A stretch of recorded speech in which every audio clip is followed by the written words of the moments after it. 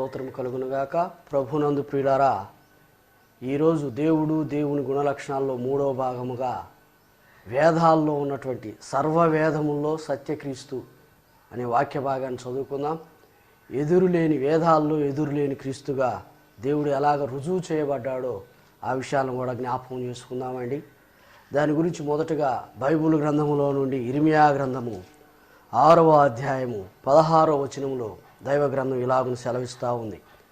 యెహోవా ఇలాగు సెలవిస్తున్నాడు, మార్గముల్లో నిలిచి చూడుడి, పురాతన మార్గములను గురించి విచారించుడి, మేలు కలుగు మార్గం ఏది అని అడిగి అందులో నడుచుకునుడి, అప్పుడు మీకు నెమ్మది కలుగును.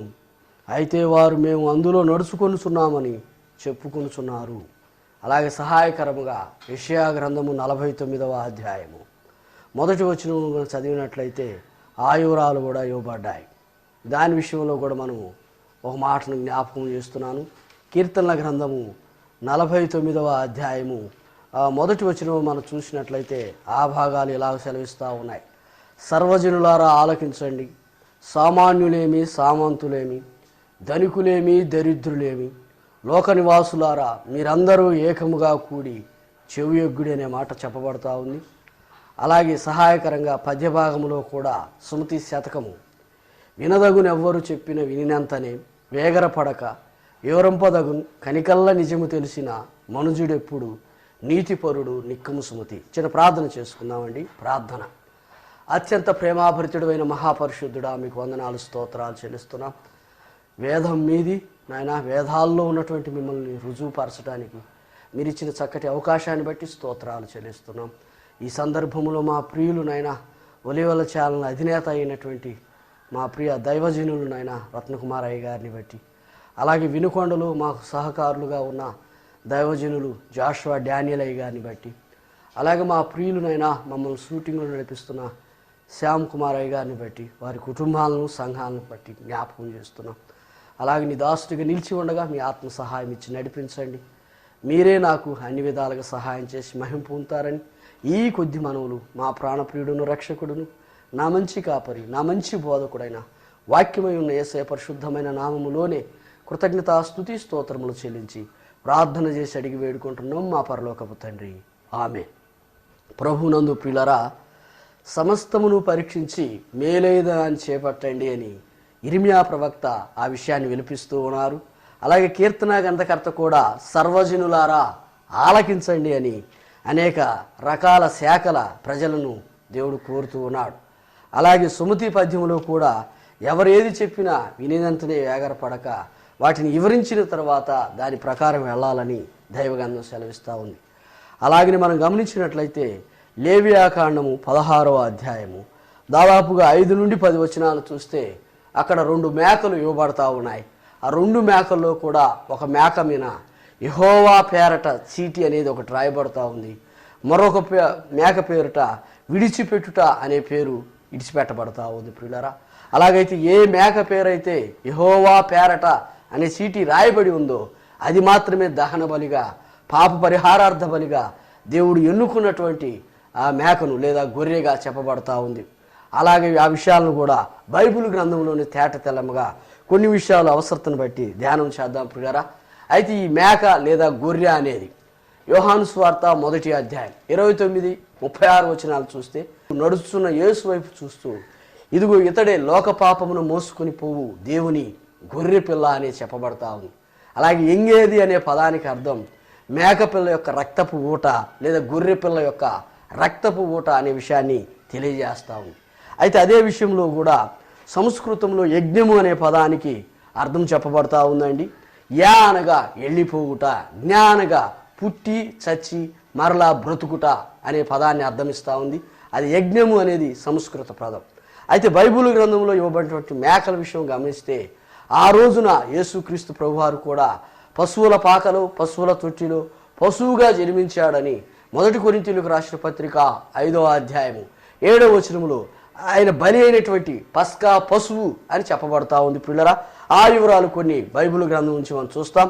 మొదటిగా చూస్తే అది మచ్చలేనిదిగా ఉండాలి అన్నాడు. ఏమండి, దాని అనేకులు పరీక్షిస్తుండగా ఆ పరీక్షల్లో ఆ యొక్క గొర్రె లేదా ఆ యొక్క మేక మచ్చలేనిదిగా ఉండాలి అన్నాడు. దాన్ని పేతురు రాసిన మొదటి పత్రిక మొదటి అధ్యాయం 19వ వచనంలో చూస్తే ఆ వివరాలు ఇవ్వబడ్డాయండి. యేసుక్రీస్తు వారు నిష్కలంకమైనటువంటి రక్తం, గొర్రె పిల్ల వంటి క్రీస్తు రక్తము చేతనే మనం మరి విడుదల పొందాము, విమోచన చెందాము అని దైవ గ్రంథం ఘోషిస్తా ఉంది. అలాగే రెండవదిగా చూసినట్లయితే దానికి బలుసు కంప తలకు చుట్టవలను అన్నాడు. ఆ మేకకు లేదా గొర్రెకు బలుసు కంప చుట్టాలి అన్నాడు. అదే విషయాన్ని మనం గమనిస్తే మన ప్రభు రక్షకుడు యేసుక్రీస్తు వారికి కూడా మత్తయి సువార్త 27:29 ఆ వివరాలు ఇవ్వబడ్డప్పుడు ఆయన కూడా అలాంటి కార్యాలు చేశాడండి. కేవలం మన కొరకు మన తలంపులన్నీ చెడిపోయి ఉంటుండగా 50 రకాలటువంటి 13 ముళ్ళను ఆ శిరసనందు ఒత్తించుకున్నవాడుగా మనం గమనిస్తున్నాం పిల్లరా. అలాగే మూడవదిగా గమనించినట్లయితే అనేకులు దాన్ని మరి 4 మేకులు కొట్టబడినట్టుగా గమనిస్తాం. ఆ మేకును 4 మేకులుగా, ఆ మేకను 4 మేకులతో అనగా ఋషులు లేదా యాజకులు అని చెప్పబడతా ఉంది. అలాగే యేసుక్రీస్తు ప్రభువారిని కూడా ఆ రోజుల్లో ఆయన 2 చేతుల్లో శీలలు, ఆయన కాళ్ళల్లో మేకులు కొట్టుకున్నట్టుగా బైబిల్ గ్రంథం మనం గమనిస్తాం. మత్తయి సువార్త 27వ అధ్యాయము 24వ వచనంలోను తిరగా 4వ వచనంలో కూడా ఆ వివరాలు ఇవ్వబడ్డాయండి. అయితే ఆయన మేకుల చేత కొట్టబడ్డాడు అనే విషయాన్ని జ్ఞాపకం చేస్తూ ఉన్నాం.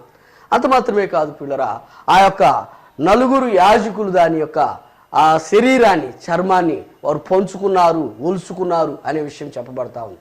అది కూడా మన ప్రియ ప్రభు రక్షకుడు యేసుక్రీస్తు వారి యొక్క అంగీని, నిలువట అంగీని, సన్నపనార అంగీని, కుట్టిలేని అంగీని, స్వస్థత ఇచ్చే ఆ వస్త్రపు చెంగుని వారు అనేకులుగా మరి చీట్లు వేసి తీసుకున్నట్టుగా బైబిల్ గ్రంథంలో మనం చూస్తామండి.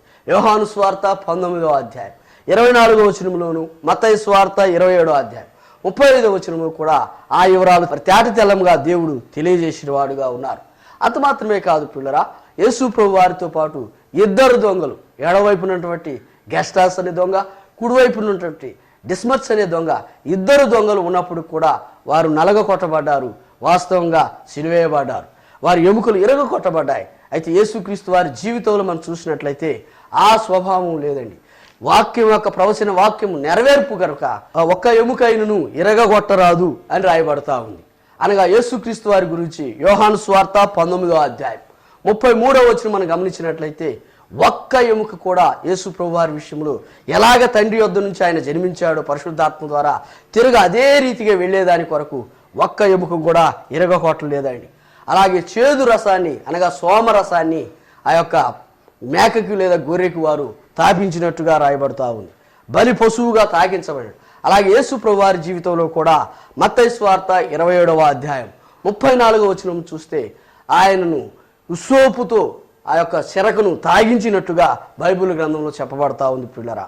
అది మాత్రమే కాదు, ఆ యొక్క పశువు వధించబడింది అనగా చనిపోయింది అనే విషయాన్ని తెలియజేస్తున్నాడు. అలాగే చనిపోయిన తర్వాత తిరగా మరలా బ్రతికిన విషయాన్ని కూడా జ్ఞాపకం చేస్తున్నాడండి. అలాగే యేసుక్రీస్తు ప్రభు వారు కూడా మత్తయి సువార్త 27వ అధ్యాయం 34వ వచనంలోను, అలాగే 28వ అధ్యాయం 6వ వచనంలో ఆయన చనిపోయి తిరగా మరలా బ్రతికాడు అనే సత్యాన్ని తేట తెల్లముగా సువార్తలన్నీ కూడా ఒప్పుకుంటా ఉన్నాయి పిల్లరా. ఆఖరిగా గమనించినట్లయితే ఆ యొక్క గొర్రె లేదా మేక యొక్క మాంసమును వారు తినాలి అనేది రాయబడతా ఉంది. అలాగే యేసుక్రీస్తు వారి యొక్క జీవితంలో మత్తయి సువార్త 26వ అధ్యాయం 26వ వచనం మనం చూస్తే ఆయన యొక్క శరీరము రక్తపు ముద్దగా మార్చబడినప్పుడు నలగ కొట్టబడిను యెహోవాకు అనే విషయాన్ని జ్ఞాపకం చేస్తున్నారు. వీటన్నిటిని గమనిస్తే పిల్లరా, ఇవన్నీ కూడా యజ్ఞమైనటువంటి యేసుక్రీస్తు ప్రభువారు బలియాగముగా, బలి అర్పణగా తన్ను తానుగా రిక్తుడిగా చేసుకున్న విధానాన్ని మనం గమనిస్తాం. ఆ విషయాలను మరి హిందూ శాస్త్రాల్లో కూడా చెప్పబడినట్టుగా మనం గమనిస్తాం. అది మచ్చుకు కొన్ని మనం గమనిస్తాం పిల్లరా. సామ్య వేదములో తాండియా బ్రాహ్మణమునందు సంస్కృత భాషలు ఇలాగ చెప్పబడతా ఉంది. ప్రజాప్రతిరేభ్య ఆత్మానం యజ్ఞం కృతా ప్రాయచిత్, అనగా దేవుడు తానే మన పాపముల కొరకు ప్రాయచిత్తమయ్యాడు అని. కానీ ఆ దేవాది దేవుడు కాదు, కానీ మన ప్రియ ప్రభు రక్షకుడు యేసుక్రీస్తు వారే మనందరి కొరకు చనిపోయాడు అనే సత్యాన్ని ఎఫెసీయులకు రాసిన పత్రిక 5:2లోను, ఫిలిప్పీ రాసిన పత్రిక 2:6లో కూడా క్రీస్తు తనకు తానుగా బలి అర్పణ చేయబడ్డాడు అనే విషయాన్ని జ్ఞాపకం చేస్తున్నాడు. అలాగే యజుర్వేదంలో కూడా అదే వివరాన్ని ఇస్తున్నాడండి. 33వ అధ్యాయం 3వ శ్లోకంలో చూస్తే ఓంకారం అనే ప్రణవాక్షరము దేవుడు మిళితమై ఉన్నాడు అన్నాడు. ఓంకారం అనే శబ్దంతో కూడిన అక్షరం లేదా పదము, వాక్యం అని చెప్పబడతా ఉంది. అది నా యొద్ద నుండే వచ్చింది అన్నాడు. అనగా యోహాను సువార్త 1వ అధ్యాయం 1వ వచనం చూస్తే ఆది యందు దేవుడు వాక్యమై ఉన్నాడని, వాక్యము ఆయన దగ్గర ఉన్నదని, వాక్యము తానై ఉన్నాడనే వివరాలు ఇవ్వబడతా ఉన్నాయి. అదే గ్రీకులో చూస్తే ఆది అనే మాటకు ఆర్కే అని, వాక్యం అనే మాటకు గ్రీకులో లోగస్ అని, అలాగే దేవుడు అనే మాటకు గ్రీకులో థియోస్ అని చెప్పబడతా ఉంది పిల్లరా. అనగా ముందుగానే వేదాల్లో చెప్పబడిన విషయాలు పరిశుద్ధ గ్రంథంలో తేటతెల్లముగా ఆయన యొక్క సువార్తల్లో తెలియపరిచినట్టుగా మనం గమనిస్తున్నాం. అలాగే రెండవదిగా గమనించినట్లయితే రెండవ శ్లోకంలో కూడా మనం గమనిస్తామండి. సర్వలోక పాప పరిహారం రక్తప్రోక్షణ ఆవశ్యకం తదరక్తం పరమాత్మనామ పుణ్యదాన బలియాగము అన్నాడు. అంటే సర్వలోకము పాపముతో నిండి ఉంటుండగా ఆ పాపము పరిహరించబడటానికి యేసుక్రీస్తు వారి యొక్క రక్తము అవసరము అనే విషయాన్ని తెలియజేస్తున్నాడు. అంటే దేవుడే బలియాగముగా అయ్యాడు అని మత్తయి సువార్త 26వ అధ్యాయం 28వ వచనంలో చూస్తే నిబంధన రక్తముగాను, అదే మత్తయి సువార్త 27వ అధ్యాయం 4వ వచనంలో నిరపరాధ రక్తముగాను, అదే మత్తయి సువార్త 27వ అధ్యాయం 24వ వచనం చూస్తే నీతిమంతుని యొక్క రక్తముగాను, అలాగే పేతురు రాసిన మొదటి పత్రిక 19వ అధ్యాయం నిష్కలంకమైనటువంటి గొర్రెపిల్ల క్రీస్తు రక్తముగాను, అలాగే యోహాను పత్రిక మొదటి అధ్యాయం 7-9 వచనం చూస్తే యేసు రక్తము ప్రతి పాపము నుండి మనల్ని పవిత్రులుగా చేయును అన్నాడు. అలాగైతే ప్రియులారా, యేసుక్రీస్తు వారు పరిశుద్ధుడిగా జన్మించాడు, పరిశుద్ధుడిగా జీవించాడు. ఆయన పేరు పరిశుద్ధుడని నామకారణము, ఆయన ఉన్న దేవాలయం పరిశుద్ధ ఆలయము, ఆయన ఉన్న స్థలము పరిశుద్ధ స్థలము, ఆయన గ్రంథము పేరు కూడా పరిశుద్ధ గ్రంథం అని చెప్పబడతా ఉంది పిల్లరా. అందుకే ఆయన గురించి ఆ వివరాలన్నీ కూడా చెప్పబడతా ఉన్నాయి. మరొక శ్లోకంలో మనం గమనించినట్లయితే పాపోహం పాపకర్మ పాపాత్మ పాప సంభవం తాహిమాం కృపయ దేవాచరణాగత వచ్చల అని రాయబడతా ఉంది. అంటే దీని భావము, నేను పాపిని, పాపకర్ముడను, పాపాత్ముడను, పాపములో పుట్టినాను, కృపగల దేవా నిన్ను శరణ వేడుచున్న బిడ్డను అనే విషయాలు తెలియజేస్తూ ఉన్నాడు. అలాగే ఋగ్వేదములో కూడా పాపదాయస్కం మరణం ప్రయాతి, పాపం దవశ్యం నరకం ప్రయాతి అని రాయబడుతూ ఉంది. అనగా పాపానికి వారసుడొకటిచే మరణానికి గురి అయి ఉన్నాను, పాపానికి వారసుడొకటి చేత నరకానికి గురి అయ్యాను. అదే విషయాన్ని బైబిల్ గ్రంథంలో కూడా చెప్పబడతా ఉందండి. రోమాపత్రిక 6:23లో పాపం ఎలా వచ్చిందో చెప్పాడు. పాపం వల్ల వచ్చు జీతం మరణం అని తెలియపరుస్తూ ఉన్నాడు. అలాగే మార్కు 9:48లో చెప్పాడు, నరుని యొక్క ఆత్మను చెబుతూ నరకమున పురుగు చావదు, అగ్ని ఆరదు అన్నాడు. అనగా ఆ రెండు వివరాలు కూడా బైబిల్ గ్రంథంలో చెప్పబడతా ఉంది. అలాగే మరొక శ్లోకాన్ని మనం గమనించినట్లయితే రుధిరపాత వినాశ పాప విమోచనం నౌభవస్తే అన్నాడు. అనగా రక్తము చిందించకుండా పాప క్షమాపణ కలగదు. ఏమండి, దేవుళ్ళుగా దేవతలుగా చెప్పబడిన అనేకులు ఉన్నారు, కానీ మన కొరకు రక్తము చిందించిన వారు ఎవరు లేరండి. అయితే మన ప్రియ ప్రభు రక్షకుడు యేసు స్వామి మాత్రము హెబ్రీలకు రాసిన పత్రిక 9వ అధ్యాయం 22వ వచనం చూస్తే రక్తము చిందించకుండా పాప క్షమాపణ కలగదు అనే విషయాన్ని తెలియజేస్తూ ఉన్నాడు. అలాగే భగవద్గీత జ్ఞానయోగము 8వ శ్లోకంలో కూడా మరొక వాక్య భాగాన్ని శ్లోకాన్ని మనం చదువుకుంటాం. పవిత్రనాయ సాధూనాం వినాశాయ చతుర్గతం ధర్మ సంస్థాపనాధ్యాయ సంభవామి యుగే యుగే అన్నారు. అనగా భక్తులను రక్షించుటకును దుష్టులను శిక్షించుటకు ధర్మమును స్థాపించుటకు నేను ప్రతి యుగమునందు పుట్టుచున్నానని మన ప్రియులు గీతాకారులు ఆ విషయాన్ని తెలియజేశారు. అయితే బైబిల్ గ్రంథంలో చెబుతున్నాడు, రోమాపత్రిక 3వ అధ్యాయం 11వ వచనం అన్నాడు, నీతిమంతుడు లేడు ఒక్కడును లేడు అన్నాడు. అదే రోమా 3:23లో చెప్పాడు, అందరూ పాపము చేయడం వల్ల మరణము వచ్చింది అన్నాడు. అలాగైతే ప్రియులారా, ఏ భేదము లేదనుకుంటా అనేక భేదాలు ఉన్నాయి కదా. రంగులో భేదాలు ఉన్నాయి, కులాల్లో భేదాలు ఉన్నాయి, మతాల్లో భేదాలు ఉన్నాయి, ఇళ్లల్లో భేదాలు ఉన్నాయి, భాషల్లో భేదాలు ఉన్నాయి, తినే ఆహార పదార్థాల్లో భేదాలు ఉన్నాయి, కట్టుకునే వస్త్రాల్లో భేదాలు ఉన్నాయి. అలాగైతే పాపం విషయంలో ఏ భేదము లేదు. అందరూ పాపము చేసి దేవుడు అనుగ్రహించి మహిమను పొందలేకపోతున్నారని దైవ గ్రంథం ఘోషిస్తూ ఉంది. దాన్ని బట్టి నీతిమంతుడు మన ప్రియ ప్రభు రక్షకుడు యేసు స్వామి మాత్రమే తప్ప మరొకరు లేరండి. ఎందుకంటే ఆయన కారణ జన్ముడు, పాపము లేకుండా పరిశుద్ధుడిగా జన్మించడం ద్వారా ఈ యొక్క శకాలను విభజించిన వాడుగా, క్రీస్తు శకముగా క్రీస్తు పూర్వముగా మన ఇళ్లలో క్యాలెండర్ సైతము ఆయన గురించి సాక్ష్యం ఇస్తూ ఉంది. అలాగే నవ్వుతూ నవభవిష్యత్తు అని చెప్పబడతా ఉంది. అంటే అర్థం ఏమిటో, ఆయన మాత్రమే, ఆయన ద్వారానే, ఆయన తప్ప ఎవ్వరూ చేయలేని కార్యాలు యేసు ప్రభు మాత్రమే మన పాపుల కొరకు సిలువలో రక్తము కార్చిన వారుగా మనం చూస్తున్నాం. అలాగే మరొక శ్లోకాన్ని మనం జ్ఞాపకం చేసుకుందాం ప్రియులారా.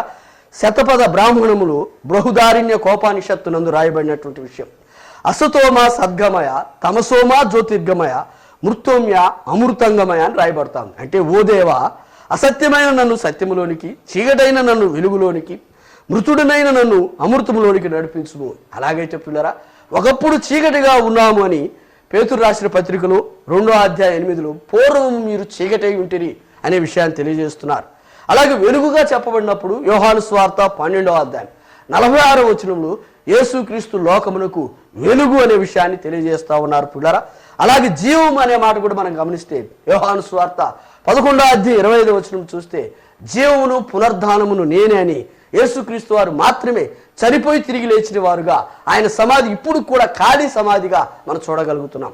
అందరి జీవిత చరిత్ర మనం చూసినట్లయితే అందరూ చనిపోవటంతోనే వారి చరిత్ర ముగించబడింది. కానీ యేసుక్రీస్తు వారి యొక్క జీవిత చరిత్ర డెత్ ఆఫ్ హిస్టరీ, చనిపోయిన తర్వాత కూడా చరిత్ర కాగలిగిన ఏకైక యుగ పురుషుడుగా, శకపురుషుడుగా శకాన్ని ఆరంభించిన వానిగా ఆయన జీవితంలో మనం గమనిస్తాం. అలాగైతే పిల్లరా కొన్ని శ్లోకాలు మరలా బైబిల్ గ్రంథం నుంచి చదివినట్లుగానే హిందూ శ్లోకాల్లో కూడా ఆ వివరాలు చెప్పబడతా ఉన్నాయి. ఆ మాటను నేను జ్ఞాపకం చేస్తూ ఉన్నాను. ఓం శ్రీ బ్రహ్మపుత్రాయ నమః అన్నారు. అంటే ఓ దేవా, నిన్ను నీవు దేవుని కుమారుడుగా ఈ లోకములో బయలుపరుచుకున్నందుకు నిన్ను స్తుతించుచున్నాను అని యోహాను సువార్త 20:31 ఆయన స్తుతి చేసినట్టుగా ఉంది. అనగా బ్రహ్మపుత్రాయ నమః అనగా తండ్రి అయిన దేవుడే కుమారుడుగా అవతరించాడు అనే సత్యాన్ని తెలుస్తున్నాం. అలాగే యోహాను సువార్త 3:16 అద్వితీయ కుమారుడుగా ఆయన జన్మించాడండి. అనగా ద్వితీయుడు లేడు, రెండో వాడు ఆయనకి సాటి అయిన మరి సమానమైనటువంటి పోటీ అయినటువంటి వారు మరొకరు లేరు పిల్లరా. అందుకే ఆయన అద్వితీయుడు అని మరొక పేరు. అనగా ద్వితీయుడు రెండవ స్థానం ఎవరికి కూడా లేదు పిల్లరా. అది రెండవ దాంట్లో అంటున్నాడు ఓం శ్రీ దరిద్ర నారాయణ నమః అన్నాడు. అంటే నీవు దరిద్రుడుగా అవతరించినందుకు నిన్ను స్తుతించుచున్నానయా అన్నాడు. అనగా బైబిల్ గ్రంథంలో చూస్తే 2 కొరింథీయులకు రాసిన పత్రిక 8-9 చూస్తే ఆయన శ్రీమంతుడుగా ఉన్నాడు, ధనవంతుడుగా ఉన్నాడు, మన కొరకు దరిద్రుడాయన అనే మాట చూస్తాం కదండి. ఆయన ఉయ్యాల్లో పుట్టడానికి కూడా స్థలం లేనివాడుగా, ఇంటిలో పుట్టడానికి కూడా ఇల్లు లేనివాడుగా, పశువుల పాకలో పశువుల తొట్టిలో ఆయన పొరండబెట్టుననే వాక్య భాగం చూస్తున్నాం. అంతకంటే దరిద్రుడుగా తను తాను తగ్గించుకున్నవాడు మరొకరు ఎవరు లేరు పిల్లరా. అందుకే అది యేసుక్రీస్తు ప్రభు వారి గురించి చెప్పబడుతున్నటువంటి మాట. అలాగే 3 అంటాడు ఓం శ్రీ కన్యసుతాయ నమః అన్నాడు. అంటే నీవు కన్యక గర్భమందు పుట్టినందుకు దేవా నిన్ను స్తుతిస్తున్నాను అన్నాడు. అనగా ఆలోచన చేయాలి పిల్లరా. పుట్టు పూర్వత్రాలతో సహా ప్రవచనాలు ప్రవచించిన రీతిగా ఆయన గురించి సాక్ష్యమిస్తా ఉన్నాయి, ఆయన జన్మం గురించి సాక్ష్యమిస్తా ఉన్నాయి. అలాగైతే ఆయన సింహరాశిలో నుండి ప్రకటన గ్రంథం 5:5 చెప్పినట్టుగా యోధాగోత్రపు సింహముగా ఆయన ఉద్భవించిన వారుగా ఉన్నారు. అలాగే కన్య రాశిలో నుండి కేవలం కన్యకకు మాత్రమే గలతి లేదా 4:4 చెప్పబడినట్టుగా కాలము సంపూర్ణమైనప్పుడు స్త్రీయందు మాత్రమే మనం వెళ్తే పురుషుని యొక్క సహాయము ద్వారా జన్మించాం. పాపము జన్మ పాపం మనకుంది, కానీ యేసుక్రీస్తు వారికి అలాంటివి లేదండి. అందుకే యెహెజ్కేలు గ్రంథం 16:4 చూస్తే నీవు జన్మించిన విధము చూడగా అంటూ నీ నాభి సూత్రము కోయబడలేదు, నీకు బట్ట చుట్టలేదు, నీళ్లతో కడగను లేదు, ఉప్పు రాయలేకపోయిరి అన్నారు. ఇవన్నీ కూడా మన ప్రియ ప్రభు రక్షకుడు యేసుక్రీస్తు వారి జీవితంలో మనం చూసాం. అందుకే ఆ వాక్యాన్ని తెలియజేస్తూ ఉన్నాం. అలాగే 4వదిగా గమనించినట్లయితే ఓం శ్రీ ఉమర్ధాయ నమః అన్నాడు. అనగా నీవు పరిశుద్ధాత్మ ద్వారా జన్మించినందుకై నిన్ను స్తుతిస్తున్నాను అన్నాడు. అలాగే గాబ్రియేలు దూత ప్రత్యక్షమైనప్పుడు మరియమ్మ తల్లితో, యేసుప్రభు వారి తల్లితో ఆ మాటలు చెప్పింది. నీవు పరిశుద్ధాత్మ ద్వారా జన్మిస్తావని మత్తయి సువార్త 1:18-20 చూడగలిగితే కేవలం పరిశుద్ధాత్మ ద్వారా జన్మించిన వాడుగా ఉన్నాడు. అలాగైతే పిల్లరా మానవ మాతృడుగా రక్త మాంసంలో పాలివాడైనాడు. అలాగే మరియమ్మ గర్భమందు మూత్రపిండముల మధ్య 9 నెలలు వదగబడిన వాడుగా ఉన్నాడు. అంత మాత్రమే కాదు పిల్లరా, నరుడుగా జన్మించాడు, కానీ సంపూర్ణమైన మానవుడుగా, సంపూర్ణమైన దేవుడుగా తను తాన్ని రుజువు చేసుకున్నవాడుగా యేసుప్రభు వారి జీవితం మనం చూస్తాం. తామర పువ్వు ఉంది, బురదలోనే పుట్టి పెరిగిద్ది, కానీ బురద అంటకుండా జీవిస్తుందండి. ఆలోచన చేయాలి. అలాగే కుమ్మరి పురుగు ఉంది, పేడలోనే పుట్టి పెరిగిద్ది, కానీ పేడ అంటకుండా జీవిస్తుంది. అలాగే యేసుక్రీస్తు వారు మరియమ్మ గర్భాన్ని జన్మించాడు, కానీ ఏ మాత్రము జన్మ పాపము లేకుండా మనందరి కొరకు పరిశుద్ధుడుగా ఆయన జన్మించిన వారుగా ఉన్నారు. మరొక వాక్య భాగాన్ని మనం గమనిస్తాం. ఓం శ్రీ విధిరుష్టాయ నమః అన్నాడు. అంటే సున్నత చేయబడిన దేవా నిన్ను స్తుతిస్తున్నాను అన్నాడు. ఒక యేసుక్రీస్తు వారి జీవితంలో లోకాస్వార్త 20:2-21 మనం చూస్తే 8వ దినమున ఆయన సున్నతి పొందెను అన్నాడు. అవును కదండి, యూదులకు చాలా ప్రతిష్ట అనగా ముఖ్యమైనటువంటి ఆచారం అది. సున్నతి చేయాలి అనేది కంపల్సరీ అండి. అది ఒక యేసుక్రీస్తు వారి జీవితంలో మనం గమనిస్తాం. చివరిగా మనం గమనించినట్లయితే ఓం శ్రీ విరుత్సాయ సోల అరుజాయ నమః అన్నాడు. అంటే నీవు మ్రాను మీద వేలాడి సోలము చేత పొడవబడినందుకై నిన్ను స్తుతిస్తాను అన్నాడు. రోమా ప్రభుత్వం రవస్తమించిన రోమా సామ్రాజ్య అధినేతలు ఉన్న కాలంలో గమనిస్తే లాంగనిస్ అనే రోమా బంటు వచ్చి యేసు ప్రభు వారి యొక్క ప్రక్కలో బల్లెపు బాకును పొడిచినప్పుడు రక్తమును నీరును ఏకముగా ధార కట్టినని మాట చూస్తాం. అలాగైతే ప్రియ స్నేహితుడా, సోదరుడా, నీ కొరకు నా కొరకు ఎవరు ప్రాణం పెట్టలేదండి.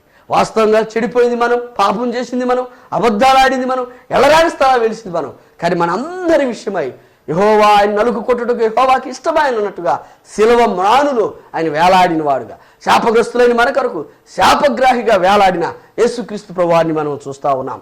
అలాగే చివరిగా గమనించినట్లయితే పిల్లరా, ఓం శ్రీ పంచగాయాయ నమః అన్నాడు. అనగా 5 గాయముల చేత రక్తము కార్చబడిన దేవా నేను స్తుతిస్తున్నాను అన్నాడు. అదే యోహాను సువార్త 20వ అధ్యాయం 25 నుంచి 28 వచనాలు చూడగలిగితే అక్కడ 5 భాగాలుగా ఆయన రక్తం కార్చబడినట్టుగా, శరీరం అంతా కూడా రక్తం కార్చినట్టుగా చూస్తాం. ముందుగా ఆ విషయాన్ని జ్ఞాపకం చేశాయి కదండి. నిబంధన రక్తం, నీతిమంతుని రక్తం, నిరపరాధ రక్తం, పరిశుద్ధుని యొక్క రక్తం, క్రీస్తు వంటి గొర్రెపిల్ల రక్తం అనే విషయాన్ని మనం జ్ఞాపకం చేస్తున్నాం. అనగా రక్తమును కార్చిన వాడుగా ఆ విషయాలు చెప్పబడతా ఉన్నాయి. అలాగే ఓం శ్రీ పీం పూం కాయ నమః అన్నాడు. అనగా నీవు మరణించి తిరగా జయించినావు నాయన, నిన్ను స్తుతిస్తున్నాను అన్నాడు. అయినగా రోమాపత్రిక 1:6లోను అలాగే ప్రకటన గ్రంథం 1:18లో చెప్పాడు, ఇదిగో నేను మొదటి వాడను కానీ కడపటి వాడను, యుగయుగములకు నేను సజీవుడనే ఉన్నాను, మృతుడునైతిని కానీ తిరిగి లేచానని తన గురించి తాను సాక్ష్యం ఇచ్చాడని. అలాగే యోహాను సువార్త 10:18లో కూడా చెప్పాడు, ప్రాణం పెట్టడానికి నాకు అధికారం ఉంది, తిరగా అదే ప్రాణాన్ని తీసుకోవడానికి కూడా నాకు సర్వాధికారం ఉన్నదని ఆ దేవుడే సెలవిచ్చినట్టుగా మనం గమనిస్తున్నాం. గమనించినట్లయితే పిల్లరా, మరొక మాట, ఓం శ్రీ దక్షిణమూర్తి నమహాయ అన్నాడు. అనగా తండ్రి రొమ్మున ఆడుకున్న దేవా నిన్ను స్తుతిస్తున్నాను అన్నాడు. అలాగే మార్కు సువార్త 16వ అధ్యాయం ఆఖరి అధ్యాయం 19వ వచనంలో చూస్తే ఆయన తండ్రి కుడి పార్శ్వమున కూర్చున్నాడు అనే విషయాన్ని తెలియజేస్తా ఉన్నాడు. అలాగైతే పిల్లలు ఆలోచన చేస్తే అలాగే ఓం శ్రీ అజమాయ నమః అన్నాడు. అనగా గొర్రె పిల్లగా నువ్వు పుట్టినందుకై నీకు వందనాలు నాయన అన్నాడు. అలాగైతే పిల్లలు ఆలోచన చేస్తే గొర్రె పిల్లగా మన ప్రియప్రభు రక్షకుడు యేసుక్రీస్తు వారు మన కొరకు బలియాగమయ్యాడు, బలియజ్ఞమయ్యాడు, కేవలం నిన్ను నన్ను రక్షించడానికి. ఏమండి, మన అందరి రక్షణ కొరకు ఆయన ప్రాణం పెట్టారు, శిలువలో చనిపోయారు, మరలా తిరిగి లేచారు. నడవరాని స్థలం మనం నడిచి పాపం చేస్తే ఆయన కాలంలో శీలలు, మన చేతులతో చేసిన తప్పిదములను బట్టి ఆయన చేతుల్లో శీలలు, ఆయన తలకు ముళ్ళ కిరీటం వర్తించాడు. ఎన్నో ఊహలు మనం చెడిపోయి ఉంటుండగా, అలాగే నోటికి చేదు చెరకని తీసుకున్నారు, మనం అబద్ధాలు బూతులు ఆడి ఉంటుండగా, వీటన్నిటిని బట్టి మన ప్రక్కతో పాపము చేసి ఉంటుండగా ఆయన ప్రక్కలో బాకు. అలాగైతే ప్రియ స్నేహితుడా, సోదరుడా, నేను ముగిస్తూ ఉంటుండగా ఈ యొక్క సర్వవేదాల్లో ఉన్న సత్యక్రీస్తు అనగా వేదాల్లో ఎదురులేని క్రీస్తును నీ కొరకు దేవుడు పంపించాడు. నాది కాదులే, మాది కాదులే, మాకు కాదులే అనుకోకుండా ఆ యొక్క సత్యాన్ని గ్రహించి సత్యదేవుడైన యేసుక్రీస్తు వారిని నువ్వు కూడా సొంత రక్షకుడిగా అంగీకరించాలని మనస్ఫూర్తిగా ఆ పరిశుద్ధాత్మ దేవుడు నీకు అట్టి కృపను చూపాలని మనస్ఫూర్తిగా కోరుకుంటూ నేను ముగిస్తూ ఉన్నాను. చిన్న ప్రార్థన చేసుకుందాం. ప్రార్థన. ప్రేమ కృపగల దేవా, మహాపరిశుద్ధుడా, మీకు వందనాలు స్తోత్రాలు చెల్లిస్తున్నాం. మీ బిడ్డలమైన మేము అనేక విషయాలు అందించి ఉండగా వాటిలో ఉన్న సత్యాలను బిడ్డలందరూ గ్రహించి నాయన వీక్షిస్తున్న వారు టీవీ ద్వారా ప్రతి ఒక్కరు కూడా సత్యాన్ని గ్రహించి మీకు లోబడి మిమ్మల్ని తెలుసుకుని మిమ్మల్ని సొంత రక్షకుగా అంగీకరించడానికి సహాయం చేయండి. అదే సమయంలో మీరు ఈ ఏర్పాటు చేసిన బిడ్డలను కూడా మీరు దీవించి ఆశీర్వదించమని యేసు నామమున ప్రార్థిస్తున్నాము తండ్రి, ఆమేన్. సృష్టికర్త అయిన యెహోవా దేవుని దీవెనయు, రక్షణకర్త అయిన యేసుక్రీస్తు వారి కృపయు, ఆదరణకర్త అయిన పరిశుద్ధాత్మ అన్యున్న సహవాసము సన్నిధి చేరుని బిడ్డలకు ఇప్పుడు ఎల్లప్పుడూ సదాకాలం నీ రాకడ పర్యంత వరకు తోడై నడిపించుడుగాక, ఆమేన్. మిగిలిన విషయాలు మన యొక్క స్క్రీన్ మీద మా పేరు, అడ్రస్సు అవన్నీ ఇవ్వబడతా ఉన్నాయి. అవి తప్పకుండా చూడండి.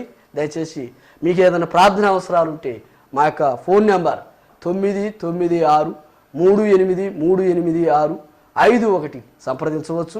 ప్రతి ఆదివారం మరి ఉదయకాలమున 10 గంటల నుంచి 1 గంటల వరకు ఆరాధన సమయం కూడిక జరుగుతూ ఉంది. అలాగే ప్రతి శుక్రవారం ఉపవాస ప్రార్థన కూడిక 8 గంటల నుండి రాత్రి సమయంలో 10 గంటల వరకు జరుగుతూ ఉంది. అలాగే ప్రతి 2వ శుక్రవారం గమనించినట్లయితే ఉపవాస ప్రార్థన సంపూర్ణ రాత్రి జరుగుతూ ఉంది. పిల్లరా, మీరందరూ కూడా మా కొరకు ప్రార్థన చేయాలని మనస్ఫూర్తిగా కోరుకుంటూ ఈ కార్యక్రమాన్ని దేవుడు ఇంకా అన్ని రీతులుగా దీవించులాగున బలపరచాలని కోరుకుంటూ ముగిస్తున్నాను. అందరికీ వందనాలు. ముగించబడుతుంది.